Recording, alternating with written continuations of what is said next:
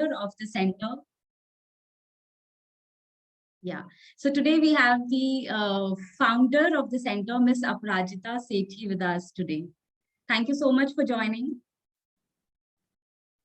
And okay, so moving forward, our regular school curriculum, as we know, often ignores some of the most important aspects of cognitive and social development of child, such as creativity and emotional intelligence. And Brainpreneurs is one of its first organization which has derived its curriculum focusing not only on mental but also emotional development. And this currently what we are all facing, different challenges, it is really important to prepare our children to deal with this ambiguity and uncertainty. Yeah. So continuing with our parent management workshop today, we have our speakers, panelists, who will be discussing some important issues regarding cognitive and social emotional development of the child. With this, I welcome our speaker, Ms. Sanika Gupta.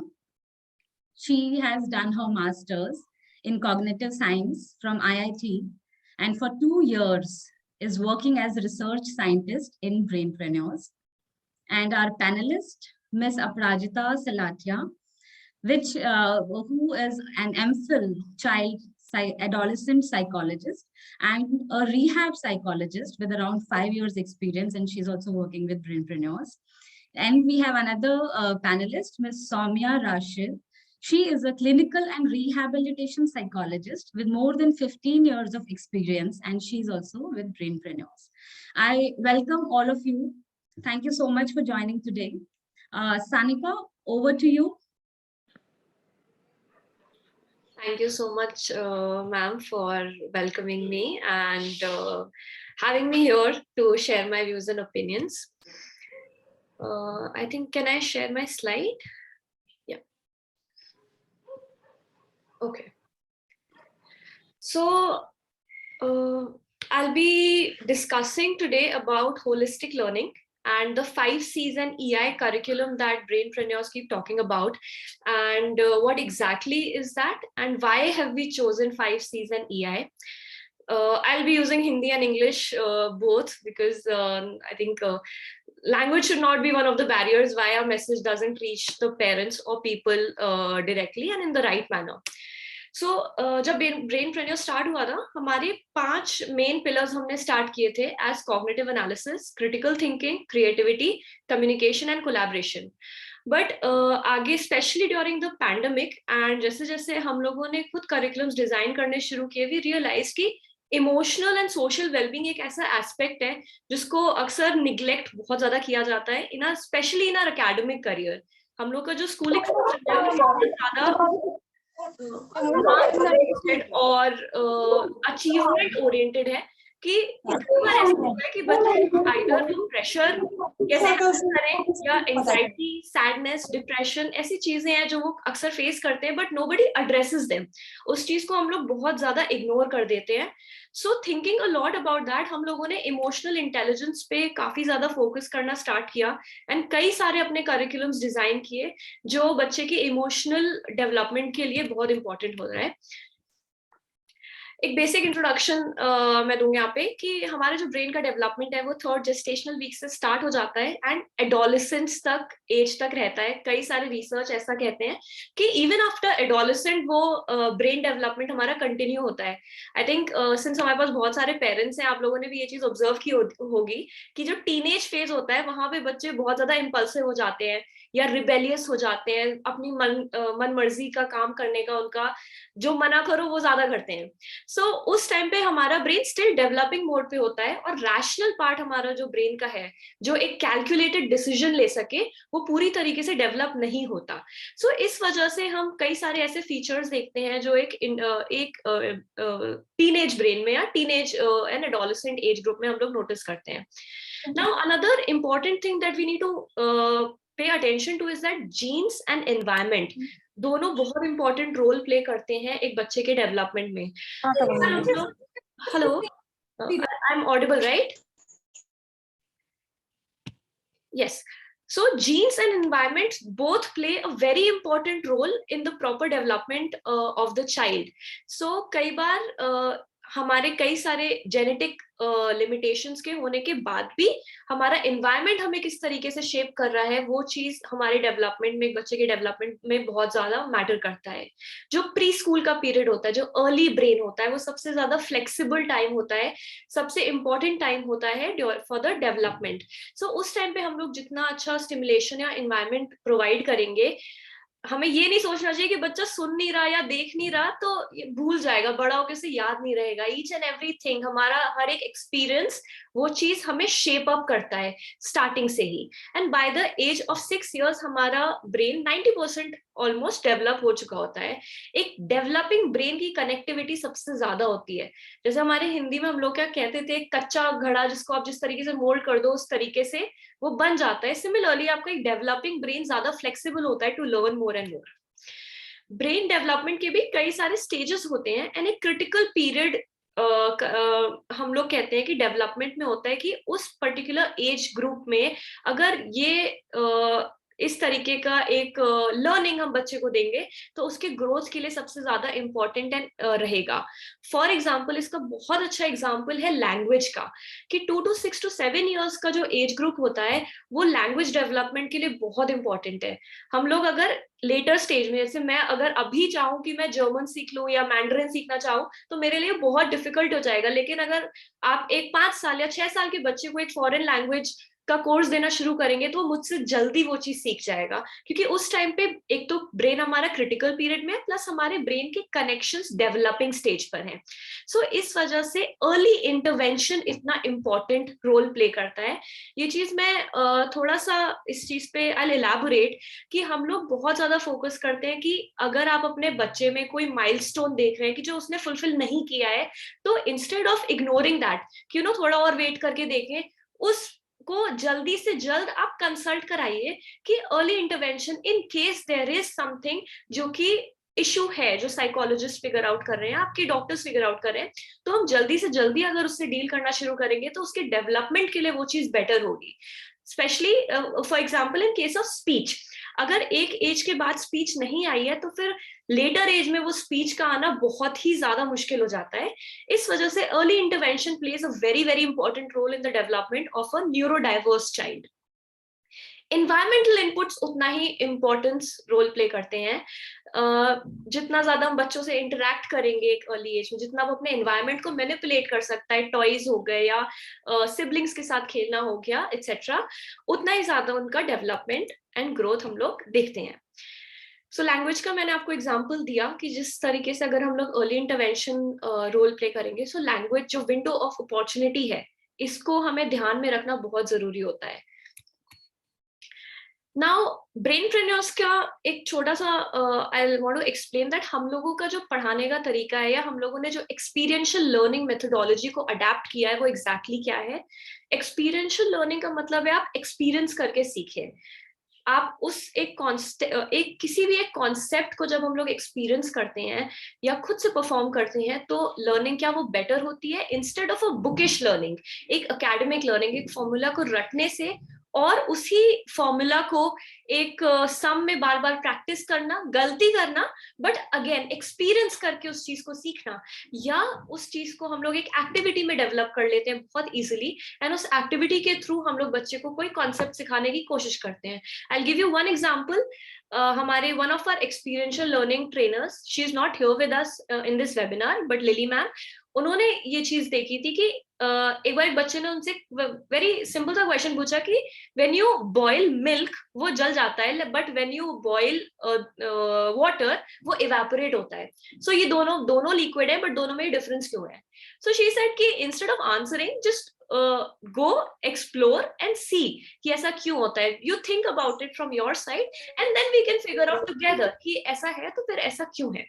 So when the child is experiencing the concept, he और she will learn it better, उसकी conceptual understanding better होती है। वो एक passive recipient नहीं होता, मतलब अगर ये वेबिनार हम इंटरैक्टिव रख सकते हैं, अगर हमारे पास इतना टाइम होता तो हम लोग प्रेफर करते हैं कि हम पेरेंट्स के साथ कंटिन्यूस इंटरैक्शन रखें, सो दैट एक टू वे लर्निंग हो, हम आपसे सीखे, आप हमसे सीखे, आप हमारे साथ अपने एक्सपीरियंसेस शेयर करिए। बट बिकॉज हमारे पास लिमिटेड टाइम होता है, दैट्स व्हाई हम लोग थोड़ा सा इस चीज को उतना फ्लेक्सिबल नहीं कर पाते। बट मेन आइडिया यही है कि जब हम एक्टिवली पार्टिसिपेट करते हैं, हम एक एक्टिव मेंबर है उस प्रोसेस के, तो हमारी लर्निंग ज्यादा बेटर होती है।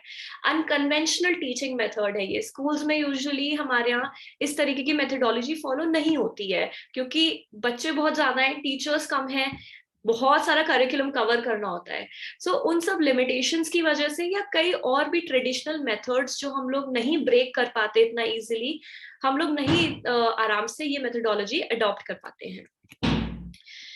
So our methodology is so NEP 2020 जो हमारी न्यू एजुकेशन पॉलिसी आई है, उन्होंने उसमें कई सारी चीजें हाईलाइटेड है, जैसे एक्सपीरियंशियल लर्निंग, पीयर लर्निंग, बच्चे एक दूसरे से सीखे। ये चीज हम लोग अपने क्लासेस में बहुत ज्यादा प्रमोट करते हैं, स्पेशली ड्यूरिंग पैंडेमिक हमने अपने 5Cs एंड EI के करिकुलम्स रन किए थे online, and in the web in online platform also हमने पूरा ट्राई किया था कि through presentations, power point presentations, या अपने खुद के डॉक्यूमेंट्स बनाना, रिसर्च प्रोजेक्ट्स हम देते थे बच्चों को कि आप पूरे क्लास को pick a topic and then you explain. So kids are teaching each other, जिससे उनका खुद का कम्युनिकेशन इंप्रूव हो रहा है, नॉलेज इंप्रूव हो रहा है, रिसर्च स्किल इंप्रूव हो रही है एक बहुत ही यंग एज में। प्लस सिंस हमने उन्हें इतना फ्रीडम दिया हुआ है that you can choose a topic of your own interest, so वो बोर होने का आइडिया नहीं आता। Then critical thinking and creativity, ये दोनों कॉन्सेप्ट्स मैं अभी आगे अपने प्रेजेंटेशन में डिस्कस करूंगी, बट इन दोनों चीजों पे बहुत फोकस हुआ है in new education policy. innovation in education, now education and literacy are different things, and education का मतलब सिर्फ 12 पास करना या एक डिग्री होना नहीं है, it includes a lot many more things such as your social wellbeing, your emotional wellbeing, आपका social behaviour, your communication, personality development, leadership skills. So ये जो लाइफ स्किल्स हैं, they are a very important part of your education. Debating skills, आप किस तरीके से अपने किसी भी आइडिया को प्रेजेंट कर पाते हैं अपने ऑडियंस के थ्रू, कि दे आर इंटरेस्टेड ऑल्सो, वो बोर भी ना हो, इंटरेस्टेड रहे, एंड आपके आइडिया को उसी तरीके से समझे जैसे आप कम्युनिकेट करना चाहते हैं। And holistic development, which is कि सिर्फ एक तरीके का डेवलपमेंट ना हो कि सिर्फ मार्क्स अच्छे आ रहे हैं, बट एक ओवरऑल पर्सनैलिटी बच्चे की इंप्रूव हो रही है। This is our 5Cs and EI, जो मैंने अभी बताया था, cognitive analysis, creativity, critical thinking, communication, collaboration and emotional intelligence. A very simple example of activities for है जैसे ये find the hidden words. These are very basic activities जो हम एक filler की तरह या एक concept हम बच्चे को सिखा रहे हैं, then just because वो bore ना हो, हम ये सारी चीजें उनसे ये activities include करते हैं, जिनसे उनको observation skills बढ़ रहे हैं, critical thinking बढ़ रही है, pattern recognition बढ़ रहा है। Understanding a pattern is a basic of logical thinking. आप अगर एक पैटर्न किस तरीके से कोई चीज फॉलो हो रही है, ये एक लॉजिकल सीक्वेंस फॉलो करता है। So it's a very simple task, but वो एक सिंपल टास्क एक बेस बना रहा है एक बहुत ही क्रिटिकल स्किल का, जो आगे जाकर के बच्चों को बहुत ज्यादा काम में आएगी। Story telling is one of the best ways to teach children. हम लोग बचपन में कहानियां पढ़ के, जो लोग दादा दादी के साथ स्पेशली रहे हैं, हम लोग बचपन में कहानियां पढ़ के ही बड़े हुए हैं, कहानियां सुनते सुनते, एंड वो कहानियां हम लोगों को इंटरेस्टेड रखती थी, दो वो हमें एक बहुत अच्छा मॉरल सिखाती थी। एक सिंपल सी रैबिट एंड वो कछुए की रेस वाली कहानी है, बट वो हमें कुछ सिखा रही है। उस मॉरल को अगर मैं डायरेक्टली बच्चे को बोलूं कि फोकस रहो, डिटरमाइंड रहो, अपने काम में आलस मत करो, तो वो बोर हो जाएगा। बट अगर मैं वही सेम स्टोरी उसे बताऊं कि ये स्टोरी पढ़ो, and then he will learn कि ओ कछुए ने ऐसा किया था, रैबिट ने ऐसा किया था। सो एक स्टोरी के थ्रू हम लोग इतनी ब्यूटिफुली उन्हें एक इतना इम्पोर्टेंट टॉपिक समझा सकते हैं, वो इसलिए स्टोरी टेलिंग इतना इम्पोर्टेंट है। हम लोग उसको थोड़ा सा और एक्सटेंड कर देते हैं।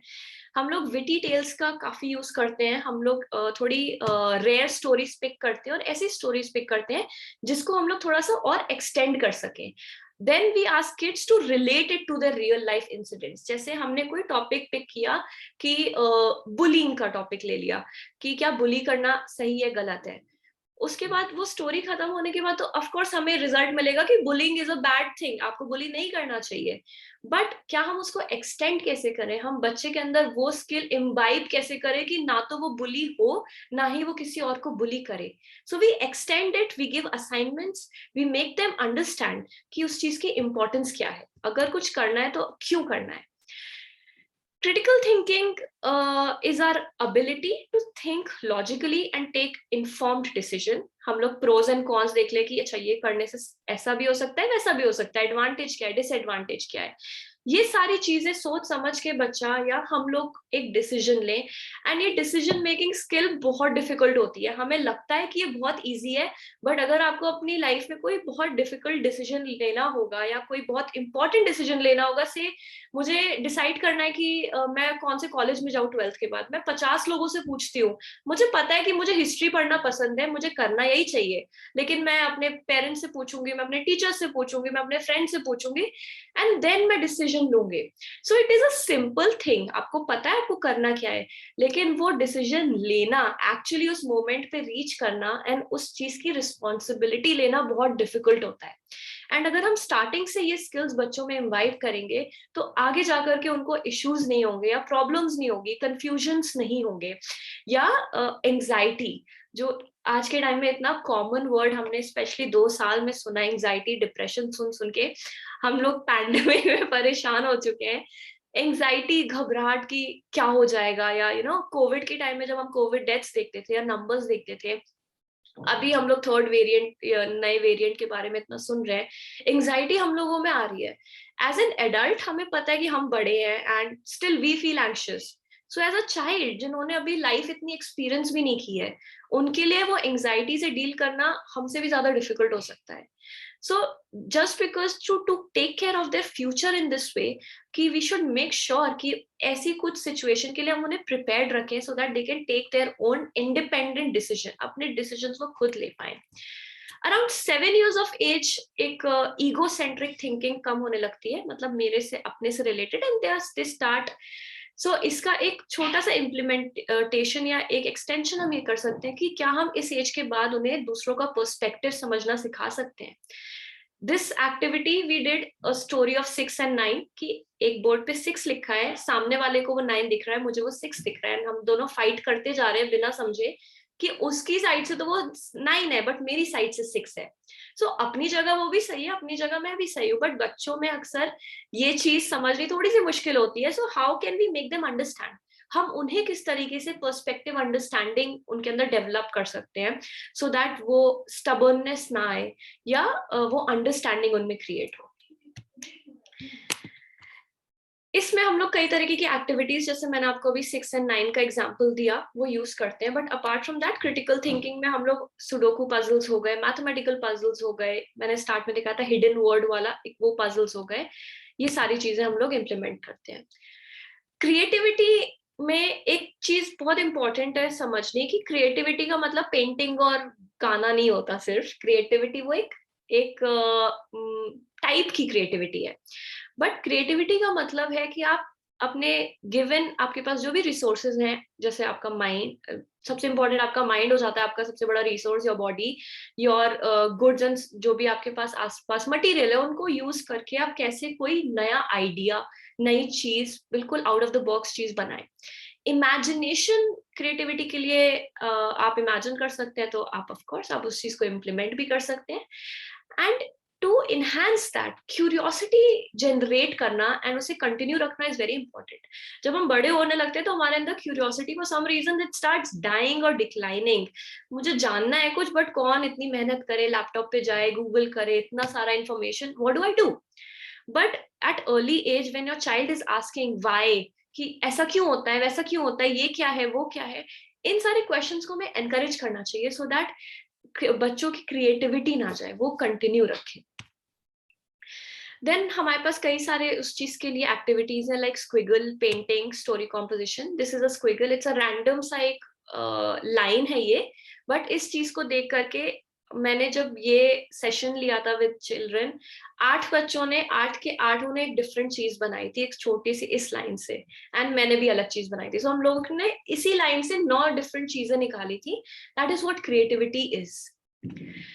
Communication and collaboration is communication.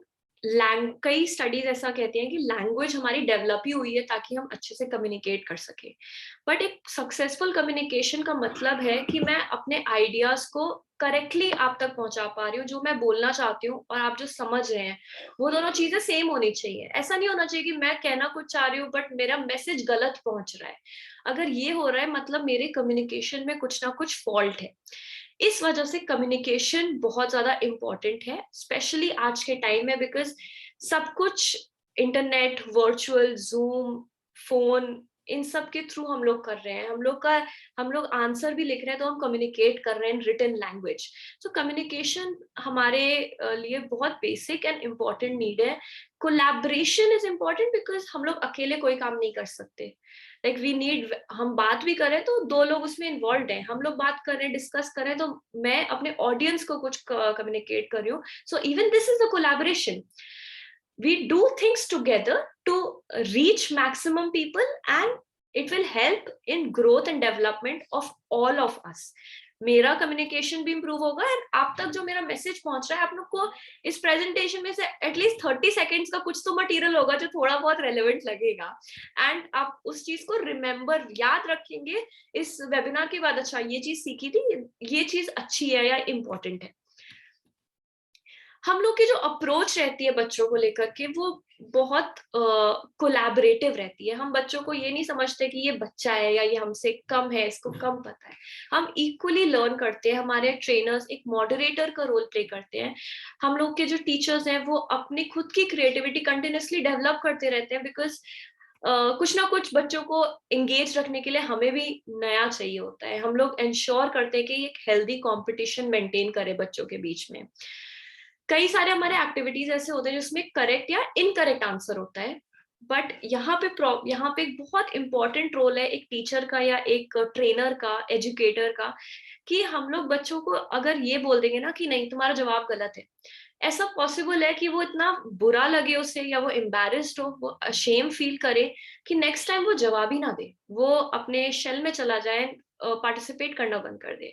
सो यहाँ पे एक टीचर का रोल बहुत इंपॉर्टेंट होता है कि हम किस तरीके से एक बच्चे तक ये बात कम्युनिकेट करें कि आपने जो आंसर दिया है वो सही नहीं है, but you can try again, you can improve. आप फिर से कोशिश करें ताकि उसका सेल्फ वर्थ या सेल्फ एस्टीम ना लो हो। बहुत ज्यादा इंपॉर्टेंट है आज के टाइम में कि आप बच्चे का self worth and self esteem developed रखें। हम उस चीज को हार्म ना करें, क्योंकि आगे जाकर के वही पर्सनालिटी उनकी शेप होने लगेगी, उसी तरीके से वो रिस्पॉन्स करना शुरू कर देंगे। So this is, I am again and again saying this, कि दिस इज समथिंग जो टीचर्स को इंश्योर करना चाहिए कि हम बच्चों को अगर सही और गलत बता रहे हैं तो किस तरीके से बताएं कि उनके सेल्फ वर्थ या सेल्फ एस्टीम को हार्म ना हो। सो यहाँ पे एक टीचर को बहुत ज्यादा पेशेंस चाहिए होता है, एंड ट्रस्ट मी, मैंने सेशंस लिए हैं, so I understand sometimes this thing happens, कि इतने ज्यादा स्टबर्ननेस आ जाती है कि हम लोग खुद उसमें कहते हैं कि नहीं यार अभी नहीं, अब नहीं होगा, बट नहीं कर सकते हम, because we need to take care कि हम उनके डेवलपमेंट को हार्म ना करें, हम उनके सेल्फ आइडेंटिटी को हर्ट ना करें। We always maintain exploring style for the child कि वो learning के लिए explore करें। अगर वो बोर भी हो रहे हैं then we change it to a different kind of teaching, so that we have to be very flexible. Imagination को हम encourage करते हैं, innovation, creativity, and we always make sure that we are also have to, as a teacher or as a trainer, we make sure कि we stay creative ourselves so that the child doesn't get bored at any point. We also focus on non-verbal, जैसे मैंने आपको example दिया था, हम लोग presentation का कि किस तरीके से थ्रू वर्बल एंड नॉन-वर्बल दोनों पे फोकस करते हैं। We do activities a lot like Pictionary or dumb charades to encourage non-verbal communication. Then emotional intelligence में हम कई एक्टिविटीज ऐसी रखते हैं जो कि आपकी वॉइस की टोन को रिकॉग्नाइज करने की, क्योंकि कई बार केवल एक आंख का इशारा ही बहुत कुछ कम्युनिकेट करता है। Think mothers know this very well कि वो जो बच्चों को उनकी आंखों से डर लगता है, गुस्से में देखती है, हम सब चुप हो जाते हैं, सो दिस थिंग कि वो केवल एक आंख का इशारा होता है बट वो बहुत कुछ कम्युनिकेट करता है। तो नॉन वर्बल कम्युनिकेशन उतना ही इंपॉर्टेंट है जितना verbal communication, specially when it comes to children with neurodiversity. यहाँ पे एक चीज और हम लोग को, आई नो मेरा टाइम थोड़ा सा अप चल रहा है but please give me 5 more minutes। मेरी रिक्वेस्ट है ऑडियंस से to stay for more time. But ये बहुत इंपॉर्टेंट है पॉइंट कम्युनिकेट करना कि सिर्फ अगर बच्चे का स्पीच नहीं डेवलप हुआ और हम ये सोचे कि ये नहीं बोल पा रहा मतलब ये कभी कम्युनिकेट नहीं कर सकता, इस आइडिया को हमें छोड़ देना चाहिए। हमारे पास इतने मल्टीपल तरीके हैं टू कम्युनिकेट। हम लोग साइन लैंग्वेज, पिक्चर कम्युनिकेशन बहुत कॉमन है। I would like if Aparajita और Saumya ma'am, both of them, anyone would can talk a little about कि पिक्चर कम्युनिकेशन को के थ्रू हम लोग किस तरीके से न्यूरोडाइवर्स बच्चे such as those with autism हम उन्हें कम्युनिकेशन सिखा सकते हैं। तो नॉन वर्बल एंड वर्बल दोनों ही तरीके के कम्युनिकेशन इंपॉर्टेंट होते हैं। सो पेरेंट्स को कभी डिसहार्टन नहीं होना चाहिए या ये नहीं सोचना चाहिए कि अगर बच्चे में स्पीच डेवलप नहीं हुआ तो वो कम्युनिकेट कैसे करेगा। We have to make sure, हम लोगों का ये रिस्पॉन्सिबिलिटी बनता है कि हम लोग इस चीज को एनकरेज करें कि ऑल्टरनेट वेज ढूंढे, ये रास्ता नहीं तो दूसरा रास्ता खुलेगा एंड उसको खोले। We figure out new ways to teach them कि कैसे वो अपने आप को कम्युनिकेट कर सकते हैं। Okay, emotions पे I will discuss a little bit about, we know कि basic emotions I think हमें पता है, गुस्सा आना, सरप्राइज होना, डर लगना, खुशी, सैडनेस, ये सारे बेसिक इमोशंस होते हैं। इमोशनल इंटेलिजेंस का मतलब ये होता है कि हम अपने इमोशंस को समझ रहे हैं, दूसरों के इमोशंस को समझ रहे हैं और उसको कितने अच्छे से कम्युनिकेट कर पा रहे हैं, प्लस अपने बिहेवियर को उसके अकॉर्डिंगली गाइड कर पा रहे हैं। कई बार ऐसा होता है, बहुत ज्यादा गुस्सा होता है कि दिमाग बस बिल्कुल फट रहा है, एंड हमें कुछ ना कुछ उस एंगर को निकालना है। उसके कई सारे तरीके, आप गुस्से को निकालने के लिए आप रनिंग के लिए जा सकते हैं, कई लोग जिम जाते हैं, या कई लोग तोड़फोड़ भी मचाते हैं कि गमला उठा के फेंक दिया, ग्लासेस तोड़ दिए, कप तोड़ दिए। हर एक तरीका है उसी एंगर को, उस एनर्जी को रिलीज करने का। इमोशनल इंटेलिजेंस एक सोशल इंटेलिजेंस है कि हम अपने बिहेवियर को सही तरीके से डायरेक्ट करें एंड गाइड करें। हम अपने इमोशंस को मॉनिटर कर पा रहे हैं और दूसरों के इमोशंस को मॉनिटर कर पा रहे हैं प्रॉब्लम सॉल्विंग के लिए। कई बार जितनी डिफिकल्ट सिचुएशंस हम लाइफ में फेस करते हैं उसमें हम लोग इमोशनली बहुत हैवी फील करते हैं, रोना भी आता है, गुस्सा भी आता है, बट हम लोग को समझ नहीं आता हम क्या करें। एंड कई सारे ऐसे टेस्ट हैं such as EQ test, emotion quotient के टेस्ट, जो हमारा इमोशनल इंटेलिजेंस का लेवल मेजर करते हैं। सो इट इज इम्पोर्टेंट कि हम अपने इमोशंस को उतना ही इम्पोर्टेंस दें जितना हम अपने बाकी कॉग्निटिव एक्टिविटीज को दे रहे हैं, क्योंकि इमोशंस का इफेक्ट हमारे अटेंशन में, मेमोरी में, लर्निंग में, क्रिएटिविटी में और हर एक मोस्ट ऑफ द कॉग्निशन के एस्पेक्ट्स में इफेक्ट करता है या उसको मैटर करता है। एक सिंपल सा एग्जांपल आप सोचिए कि अगर आप गुस्से में हैं, आप अगर आपको रोना आ रहा है, आप डिप्रेस्ड हैं, तो क्या आप किसी भी काम में आपका मन लगता है? शायद नहीं लगता होगा।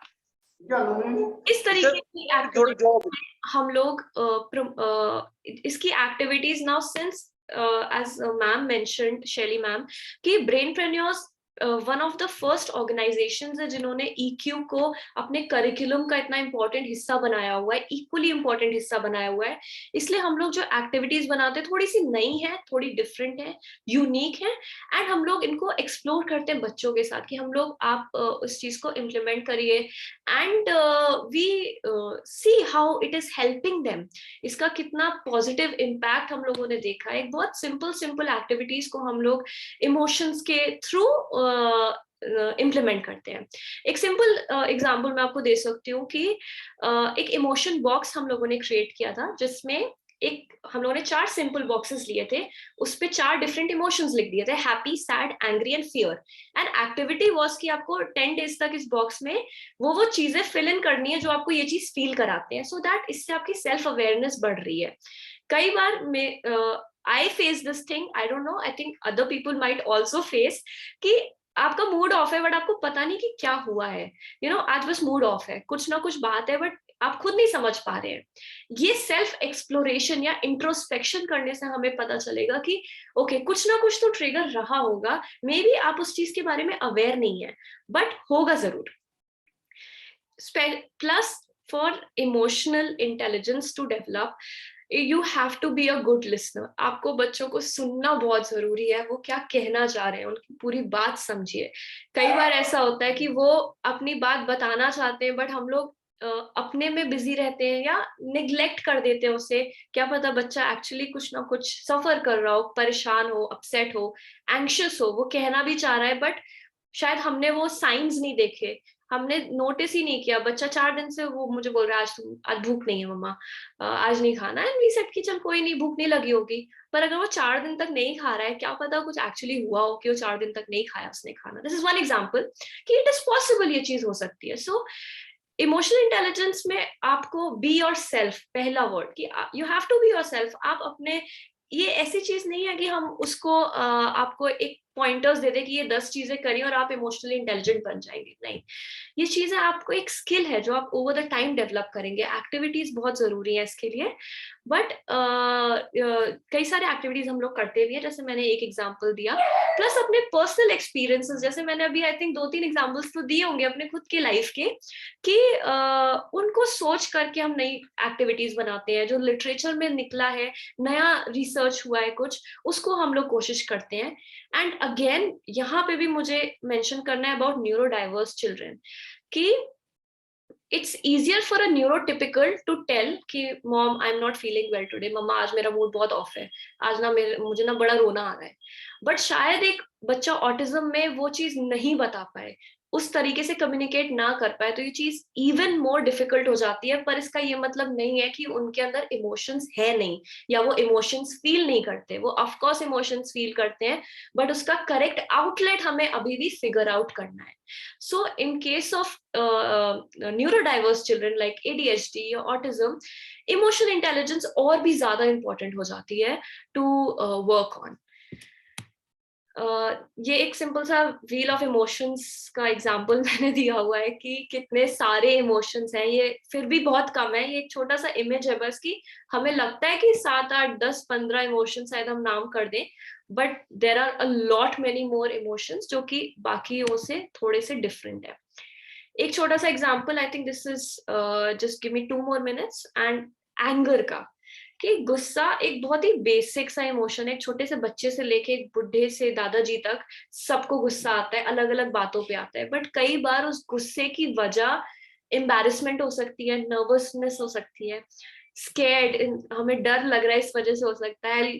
जैसे मैं बहुत नर्वस थी अपनी प्रेजेंटेशन के लिए, तो इसके जस्ट आधे घंटे पहले मैं सब पे चिल्ला रही थी घर में, क्योंकि मुझे गुस्सा आ रहा था क्योंकि मैं बहुत ज्यादा नर्वस थी कि यार मेरी प्रेजेंटेशन है, आई हैव टू प्रेजेंट, मुझे किस तरीके से अपने आइडियाज को प्रेजेंट करना है, कि हमारा मैसेज एक सही तरीके से ऑडियंस तक पहुंचे and they understand this part कि इमोशंस कितने ज्यादा मैटर करते हैं। रिजेक्टेड फील करते हैं, हमें जेलसी होती है तो भी गुस्सा आ सकता है। हम परेशान है, एग्जाम के पहले टेंशन हो रही है, कल मेरा पेपर है, मम्मी बार बार टीवी चला रही है तो मुझे गुस्सा आ जाएगा, मेरा पेपर है सो आप टीवी बंद कर दीजिए। बट उसका ये मतलब नहीं है कि मैं गुस्सा उसका मैं मम्मी पे गुस्सा हूं, नहीं, मैं परेशान हूं, मेरा एग्जाम है एंड उस सिचुएशन पे मुझे गुस्सा आ रहा है, या उस परेशानी की वजह से वो गुस्से के रूप में निकल रहा है। सो anger is one example, and किस तरीके से हम इसको मैनेज कर सकते हैं। कंट्रोल वर्ड मैं अवॉइड करती हूँ यूज करना। इनफैक्ट हम लोग के ऑर्गेनाइजेशन में भी हम ट्राई करते हैं कि हम कंट्रोल वर्ड एंगर के साथ यूज ना करें, because management is important. Anger एक ऐसी चीज है जो नेचुरल है, तो आप उसे कंट्रोल कैसे करेंगे, बट आपको उसे मैनेज करना आना चाहिए कि आप उससे अपना या किसी और को हार्म या हर्ट ना करें। सो एक्टिविटीज का मैंने एग्जांपल दे दिया है, एंड आई थिंक या that's all from my side. Thank you so much, आपने मुझे इतना पेशेंटली सुना। And any questions if someone has?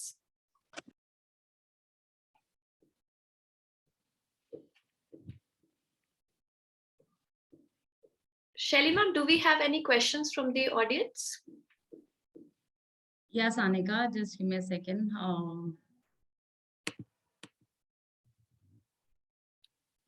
Yes, thank you so much, Sanika. We have few questions. We can move to the questions, but I would really like to share emotional intelligence. Actually, specifically this emotional EI, बहुत ही complicated, complex लगा मुझे, but thank you so much for explaining it in such a simpler way.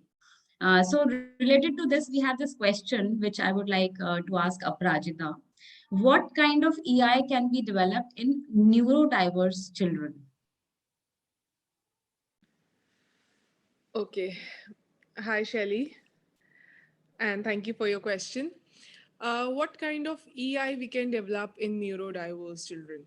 So, when we talk about emotional intelligence, it comprises of self-awareness, self-regulations, understanding emotions, emotional regulation. When I talk about self awareness, उसका मतलब है कि जब हम बच्चे के साथ deal कर रहे हैं, हमें उसको सपोर्ट करना है कि वो अपने आप को बेहतर जान सके, अपनी स्ट्रेंथ्स को जान सके, और वो स्ट्रेंथ्स हम तब वो बच्चा जान सकता है जब हम उनको पॉजिटिव रीइंफोर्समेंट दे रहे हैं।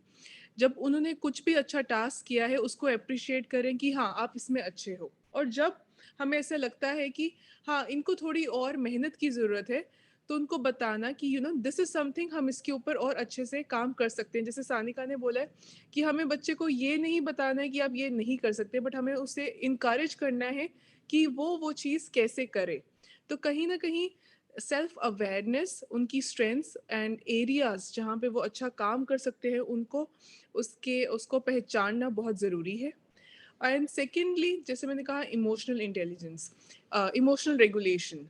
तो जो न्यूरो डाइवर्स बच्चे होते हैं, एक्सप्रेशन ऑफ इमोशंस कभी कभार उनके लिए डिफ़िकल्ट हो सकता है कि वो अपने इमोशंस को कैसे एक्सप्रेस करें। वो वहाँ पे डिफ़िकल्टी फेस कर सकते हैं, या फिर कोई क्या इमोशन दिखा रहा है उसको समझने में मुश्किल हो सकती है, बट इसका मतलब ये बिल्कुल नहीं है कि वो इमोशंस फील नहीं करते। उनको शायद ये समझना है कि वो कैसे उस इमोशन को दूसरों को एक्सप्रेस करें। एक्सप्रेशन ऑफ इमोशन ना समझ में आ सकता है, बट ऐसा बिल्कुल नहीं होता कि वो, जैसे सानिका ने व्हील ऑफ इमोशंस दिखाया था, एंड उससे बियॉन्ड भी इमोशंस होते हैं। तो वो व्हील ऑफ इमोशंस में जितने इमोशंस आते हैं एंड उसके बियॉन्ड जितने इमोशंस होते हैं, वो सब इमोशंस को फील कर सकते हैं।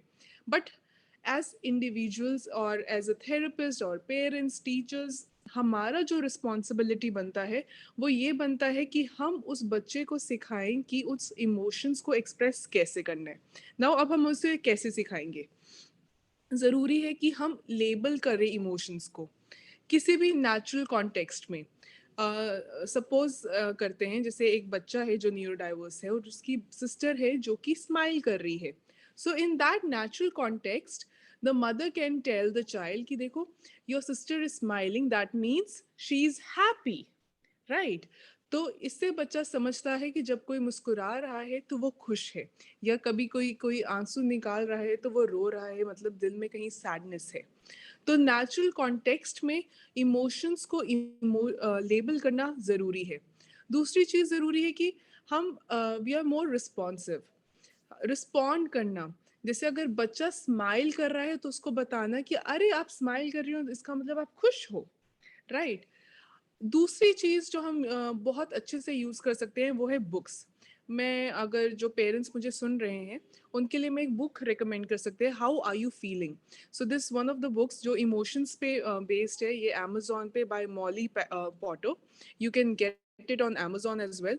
तो इसमें बहुत अच्छे से ना डिफरेंट टाइप ऑफ इमोशंस को दिखाया गया है। तो अगर आप ऐसी बुक्स लें बच्चों के लिए एंड एक रूटीन बनाएं कि बिफोर स्लीपिंग, जैसे बचपन में हमारे साथ किया जाता था, हमें स्टोरी सुनाई जाती थी, वैसे ही अगर हम न्यूरो डाइवर्स बच्चों के लिए स्पेसिफिकली अगर हम ऐसी बुक्स का यूज़ करें तो उनको इमोशंस एक्सप्रेस करना बहुत अच्छे से सिखाया जा सकता है, उनको इमोशंस की पहचान करना बहुत अच्छे से सिखाया जा सकता है। सो ये जो मैंने बुक बताई, ये डेफिनेटली आप यूज़ कर सकते हैं। दूसरी चीज़, पिक्चर बुक्स। कभी कभार न्यूरो डाइवर्स बच्चों में पॉइंटिंग, ये सब चीज़ें भी स्किप हो सकती है, जैसे किसी चीज़ पे पॉइंट करना, instruction following, not just emotional intelligence but और भी चीज़ें जो लैक कर रही है कहीं ना कहीं, उन चीज़ों के लिए भी पिक्चर बुक्स को बहुत अच्छे से यूज़ किया जा सकता है। तो उस सिचुएशन को समझाना, उस सिचुएशन में कोई क्या फील कर रहा है, अगेन लेबल करना वो बुक्स यूज़ करके, तो वो बहुत अच्छे से सीखा जा सकता है। ये है, this was about understanding emotions. अब उस इमोशंस को रेगुलेट कैसे किया जाए, तो माइंडफुलनेस, जब हम बच्चों के साथ काम कर रहे हैं, जैसे अभी जब हम काम करते हैं तो हम वी ट्राई कि आफ्टर द सेशन या फिर सेशन के एंड में हम थोड़ा सा डीप ब्रीदिंग प्रैक्टिस करें, या फिर हर पार्ट ऑफ द बॉडी को यूज़ करें, राइट, उसके ऊपर फोकस करें, ताकि बच्चों में माइंडफुलनेस आ सके कि यू नो हम छोटी छोटी प्रैक्टिसेस कर सकते हैं, रिलैक्सेशन टेक्निक्स यूज़ कर सकते हैं, ताकि जब वो इरिटेबल है या फिर अग्रेसिव है तो वहाँ पे वो अपने इमोशंस को मैनेज कर सकें. सो आई थिंक ऐसे through this process emotional intelligence in neurodiverse kids हम ला सकते हैं. Thank you. Thank you so much. I remember jab, when I was not associated with brainpreneurs and my son was taking classes from brainpreneurs, he understood how to control anger. And Sanika, he used to just count till 1, 2, 3. गिनता था कि अच्छा अब मुझे अपना control Manage anger, not control. manage. Yeah, right. Manage anger. So it was really beautiful. Okay, so next question I would like to ask Soumya is about are critical thinking and decision making activities useful for autistic children? Thank you for this question. ये एक बहुत ही अच्छी चीज है जो पूछी गई है कि क्रिटिकल थिंकिंग या जो भी ऐसी चीजें हैं जो हायर ऑर्डर थिंकिंग के साथ रिलेटेड होती है, जो कि हमारे दिमाग में यूजुअली जब आती है तो हम यूजुअली क्या करते हैं, हमारे दिमाग में एक नॉर्मल बच्चा ही आता है.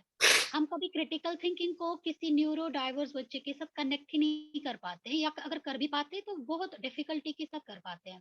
तो ये एक बहुत अच्छा कॉन्सेप्ट है कि अगर हम न्यूरो डाइवर्स बच्चों में ये चीजें डेवलप करें, लाइक जो उनमें एनालिटिकल थिंकिंग है, या थिंकिंग के बहुत सारे टाइप्स है. इट्स नॉट नेसेसरी कि आप उनको एक ही टाइप ऑफ थिंकिंग सिखा दो. बहुत चीजें हैं जो आप बच्चे को सिखा सकते हैं. लाइक फॉर एग्जाम्पल, जैसा हम देख रहे हैं, जैसे जो ऑटिस्टिक बच्चे होते हैं, अगर मैं एग्जाम्पल दूंगी ऑटिस्टिक बच्चों की, अगर हम उनमें देखेंगे तो उनका ना माइंड जो होता है बहुत कंक्रीट वे में होता है, एक कंक्रीट टाइप होता है. दैट इज कि उनके लिए सिर्फ ब्लैक एंड व्हाइट है, बीच वाला एरिया उनके लिए बहुत स्किप हो जाता है. सो बीइंग थेरेपिस्ट और बीइंग द पेरेंट, आपको बहुत कोशिश करनी है कि आप उस जो वो गैप है उसको ब्रिज कर पाओ. लाइक अगर हम फॉर एग्जांपल बच्चा जो है सिर्फ सामने देख के खिड़की से बाहर देख रहा है, तो वो अगर किसी एक चीज पे फोकस्ड है, उसके लिए बहुत डिफिकल्ट होता है कि वो अगर उसको पीछे से पेरेंट या थेरेपिस्ट या टीचर उसका कंसर्न जो है उसको बुला रहा है, तो वो नहीं सुनता है, because he is very much focused on the only one thing जो उसके सामने है. तो वहां पे क्या होता है, हम यूजुअली जो एज पेरेंट या एज थेरेपिस्ट हम बहुत वो दिखाने लगते हैं, वो रिएक्शन हमारी आ जाती है, एग्रेशन आ जाता है, या फ्रस्ट्रेट हम हो जाते हैं कि ये क्यों नहीं सुन रहा है मेरी बात. I am trying to communicate with the child but he is not listening to me, he is not, वो मुझे वहां से वो वापस आंसर ही नहीं दे रहा है.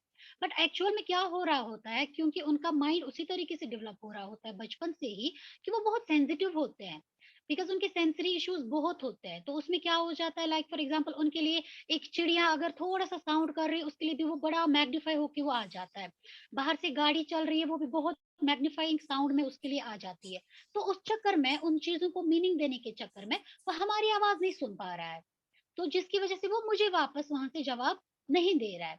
तो यहाँ पे अगर हम थोड़ा सा काम करेंगे, थोड़ा सा इस तरीके से ना, जैसा कोई प्रोसेस हम ऐसा स्टार्ट करेंगे, या बच्चे के साथ डील करने का कोई ऐसा तरीका करेंगे कि जो बच्चा है वो मेरी बात को सुने. ये कोई ऐसा कोई जादुई खेल नहीं है कि मैं ऐसा 2 दिन में या 3 दिन में या 1 महीने में करना चाहूँ तो कर सकती हूँ. No, it's very difficult, because जब हम ऐसे बच्चों के साथ काम कर रहे होते हैं, it is very difficult to deal with them, but we have to deal with them. बहुत आराम से डेलिकेटली हमें उनको डील करना होता है. तो जैसे फॉर एग्जांपल हमारे पेरेंट्स हैं, मैं पेरेंट्स को मोस्टली उनको मैं ये सजेस्ट करूंगी कि वो जब भी थेरेपिस्ट के साथ पास तो आते ही हैं, या कि किसी भी स्पेशल स्कूल में हो जाते हैं, लाइक हमारा सेंटर है ब्रेन ट्रेनर्स है, चाइल्ड डेवलपमेंट सेंटर, हमारा बेसिक मोटिव यही होता है कि बच्चे की डेवलपमेंट हो. तो जैसे फॉर एग्जांपल वो हमारे पास आते हैं, तो थेरेपिस्ट का काम तो है ही है कि वो काम कर रहा है ऐसे बच्चों पे, चाहे नॉर्मल बच्चा हो या न्यूरोडाइवर्स बच्चा हो. अब हमारे पास अगर न्यूरो डाइवर्स बच्चे आ रहे हैं, तो हमारा तो काम चल ही रहा है कि हम उनसे काम, उनके जैसे कॉग्निटिव बिहेवियरल थेरेपी हम यूज कर रहे हैं. बट साथ साथ में हमारे पेरेंट्स का एक बहुत ही इंपॉर्टेंट जो होता है ना रोल प्ले, उनको बहुत इंपॉर्टेंट करना है. से फॉर एग्जाम्पल जो हम उनको सिखाते हैं इन द मोमेंट टीचिंग, जो थेरेपिस्ट जो होते हैं वो अपने सेंटर में तो करते हैं, वो कॉग्निशंस पे, बिहेवियर पे उनको काम कर रहे होते हैं कि वो अपने कॉग्निशंस, जो उनकी थिंकिंग स्टाइल है, हम उनको समझ रहे होते हैं, हम उनका कॉग्निशन समझ, जो जिस तरीके से वे ऑफ अंडरस्टैंडिंग जो उनका है वो समझने की कोशिश कर रहा होता है। बट एक पेरेंट घर पे क्या कर सकता है? फॉर एग्जाम्पल, एक बच्चा जो है बहुत डर रहा है, हाँ, बहुत ज़्यादा, जैसे अभी जो है थंडरिंग हो रही है तो बच्चा बहुत डर रहा है, वो चिल्लाने लगता है, चीखने लगता है, क्योंकि उसको समझ नहीं आ रहा होता हो क्या रहा है। वो बहुत आउट ऑफ प्रोपोर्शन बहुत ज़्यादा वो एक्सप्रेस करने लगता है। तो वहाँ पे इन द मोमेंट जो है, वो पेरेंट उसके पास अगर जाएगा, उसको थोड़ा-सा पैट करेगा बैक पे, उसको बोलेगा ये उसको पूरा पहले समझाना है कि हाँ, ये थंडरिंग है, तो इससे आप डर रहे हो।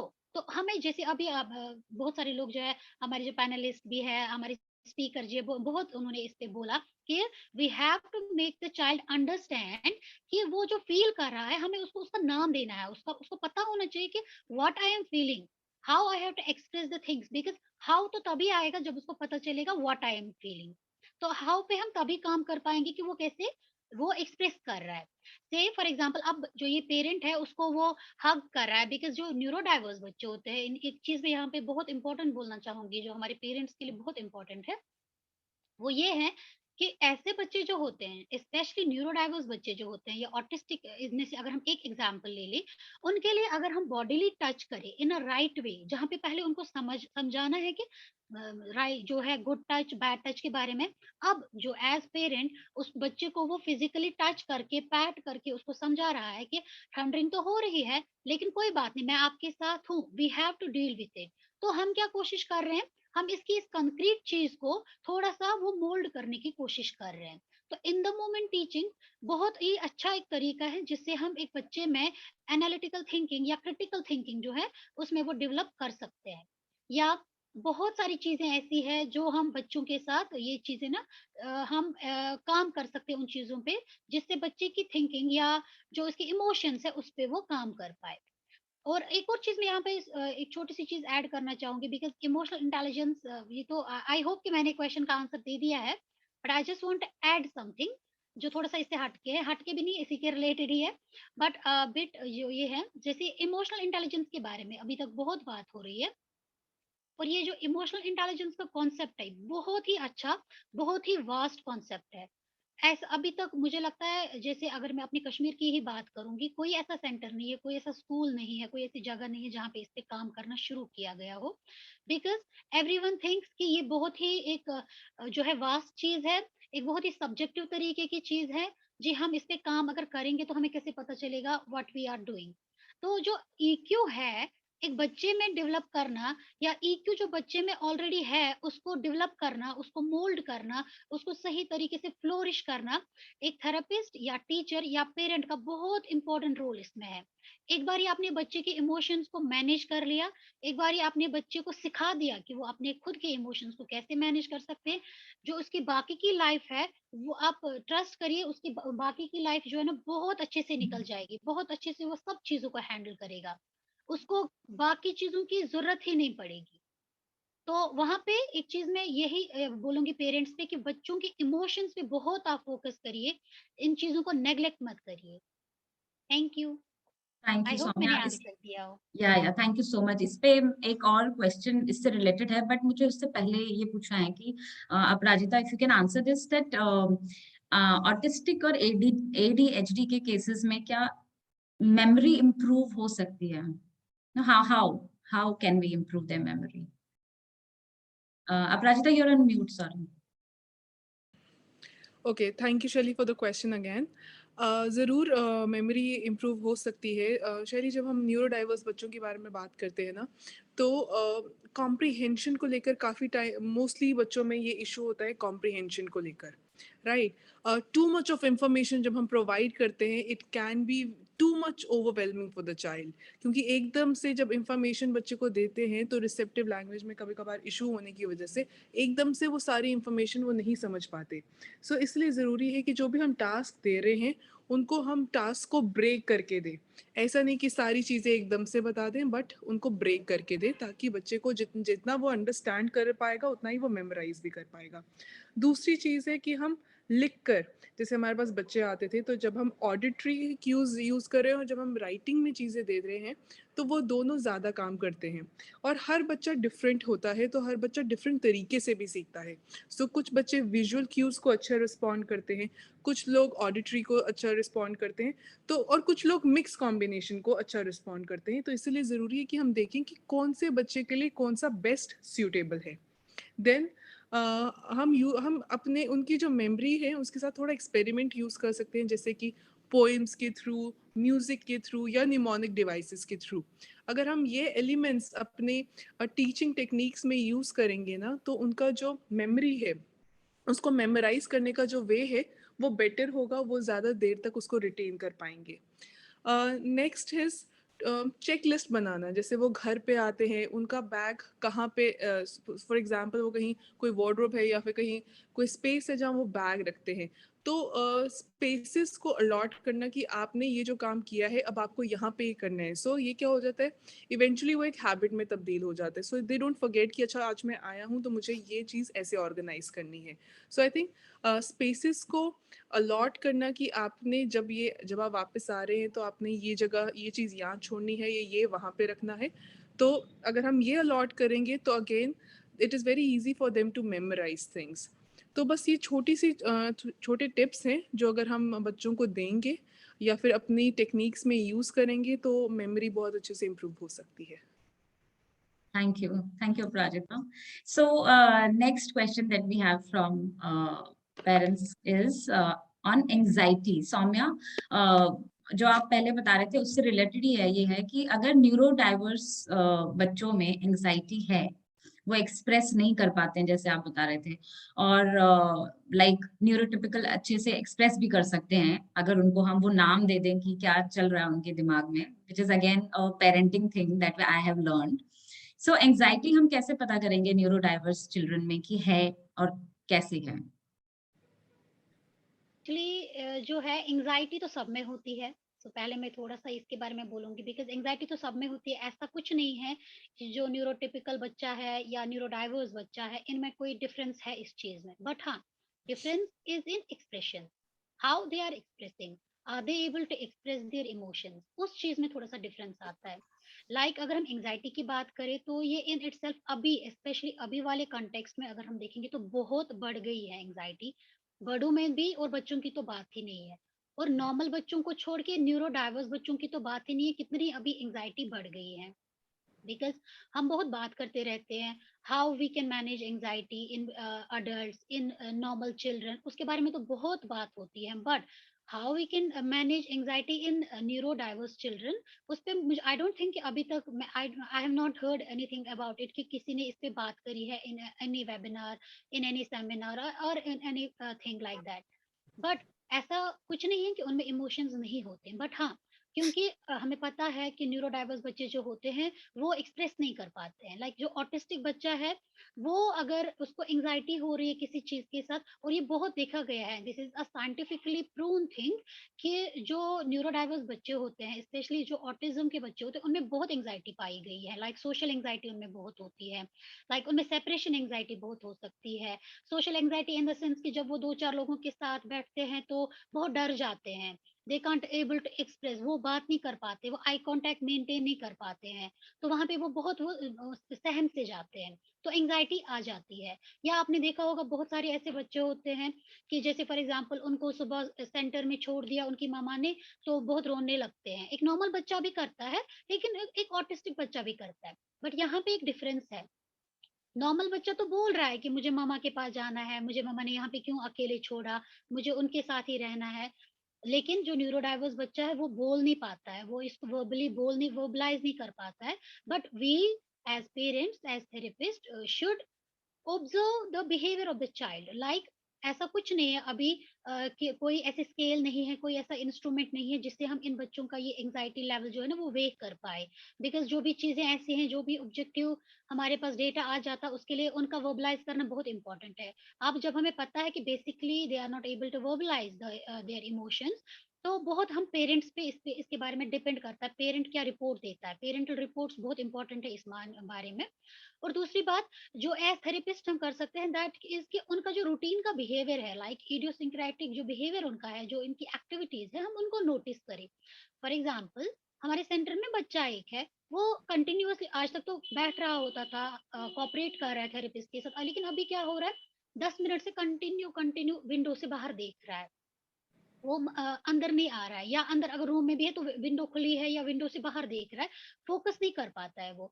या वो ये जो है कान बिल्कुल ऐसे बंद करने लगता है, प्लग इन करने लगता है कानों को। तो हमें समझ जाना चाहिए that there is something with the child, जो हमें वहां पे ध्यान देना है कि ऐसा क्या हो रहा है जो इसको डिस्टर्ब कर रहा है, क्योंकि बच्चा वहां से बोल नहीं पाएगा कि मैं डिस्टर्ब हो रहा हूँ, कि मुझे कोई चीज परेशान करे या मुझे एंग्जाइटी है। तो वहां पे हम ऐसे ये चीज कर सकते हैं, फॉर एग्जाम्पल अगर उसकी मम्मा साथ है, वो सेशन में बाहर बैठी है, फॉर एग्जाम्पल वेटिंग एरिया में बैठी है, और अगर हमें बच्चे के बिहेवियर में ऐसी चीजें हम नोटिस कर रहे हैं, तो हमें अपनी लेवल पे थोड़ा सा ट्राई करना चाहिए कि हम जरा 1 मिनट इनकी मम्मा को अंदर बुलाते हैं, let us see the difference, क्या इनकी इस बिहेवियर में चेंज आ रहा है, क्या ये हमारी बात को कॉपरेट कर पाएगा उसके बाद। तो मोस्टली आप क्या देखोगे, जब उनका पेरेंट उनके सामने आ जाएगा फॉर फ्यू मिनट्स, वो बिल्कुल रिलैक्स होने लगते हैं। तो एंजाइटी इन इटसेल्फ, मैं एक चीज बोलूंगी कि एंजाइटी इन इटसेल्फ बड़ों के लिए भी और बच्चों के लिए भी, इधर न्यूरोडाइवर्स और न्यूरोटिपिकल, सबके लिए जो ये कॉन्सेप्ट है, जो ये चीज है, सबके लिए सेम ही है। हाँ, अब तरीका अलग अलग है कि हम कैसे उसको एक्सप्रेस कर रहे हैं, वो चीजें हैं।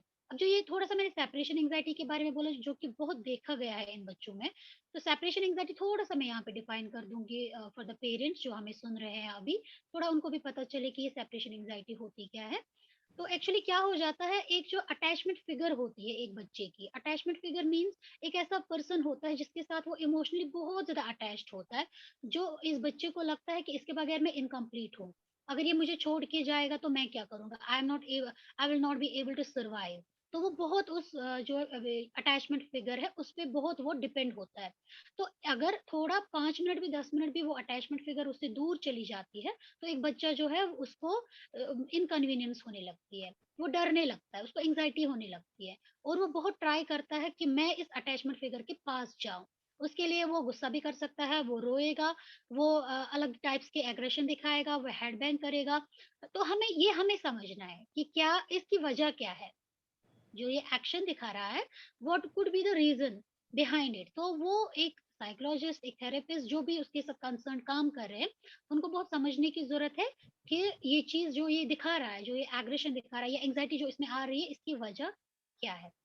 थैंक यू, आई होप मैंने आंसर दिया हो सही से क्वेश्चन का। Yeah. Thank you so much. So, one question I would like to ask Ms. Aprajita Sethi as well. Would you like to share your experience with neurodiverse children and anxiety in them? Hi, good evening, everyone. And firstly, thank you. It has been a very informative session. And yes, and actually you've answered a lot of my questions about neurodiverse children. What I've observed, अब की जो इतने long gap के बाद जो बच्चे center में लौटे after the COVID thing, otherwise एक pattern बन गया था. I guess they were okay with coming to the center. बहुत एंजाइटी देखिए, ऑटिस्टिक बच्चे अपने आप को हिटिंग ज्यादा करने लगे हैं, मेल्टडाउन ज्यादा होने लगा है. Also कुछ बच्चे, I mean they've grown, कुछ लोग टीनेजर की तरफ ज्यादा बढ़ गए.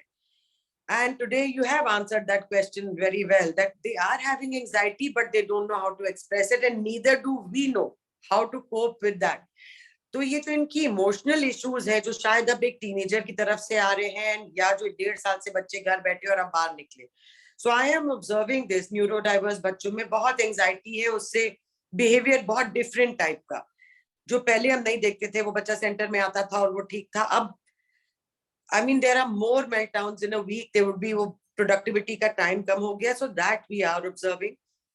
But now I've realized that maybe the emotional intelligence के aspect पे हम लोग थोड़ा काम करें, और communication पे भी काम करना बहुत जरूरी है, because वो verbalize नहीं कर पा रहे, तो non-verbal way में how do we educate them to be able to manage their emotion is something that I think we really need to work on. और इस पे हम we are observing this, that बच्चे इतने टाइम बाद लौटे हैं, तो we are finding it hard sometimes to cope.